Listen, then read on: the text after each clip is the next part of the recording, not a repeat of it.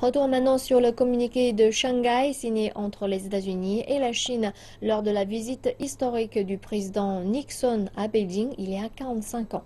Un communiqué qui garde encore toute son actualité aujourd'hui. Il y a 45 ans, le président des États-Unis d'alors, Richard Nixon, atterrissait à Beijing pour une visite historique en Chine, ouvrant ce qui avait été appelé la semaine qui a changé le monde.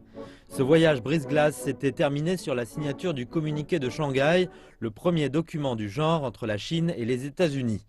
La normalisation de cette relation bilatérale cruciale commençait. Le communiqué mettait en lumière les intérêts et le consensus commun entre les deux pays, regardant la géopolitique internationale de l'époque. Les deux parties s'opposaient aux efforts de tout autre pays ou groupe pour établir son hégémonie sur la région Asie-Pacifique.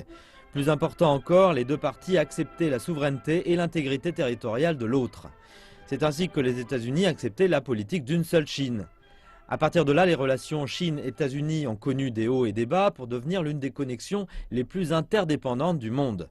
Chaque jour, plus de 13 000 personnes traversent l'océan entre les deux pays, ainsi que pour plus d'1,6 milliard de dollars de biens et de services.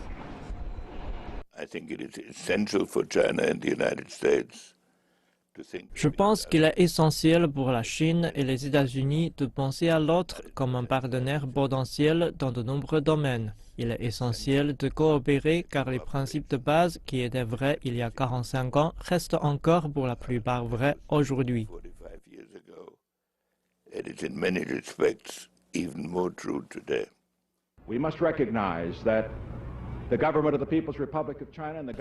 Nous devons reconnaître que le gouvernement de la République populaire de Chine et le gouvernement des États-Unis ont des différences immenses.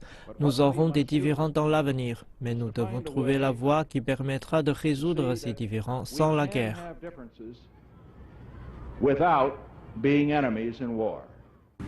Et 45 ans plus tard, les différences demeurent.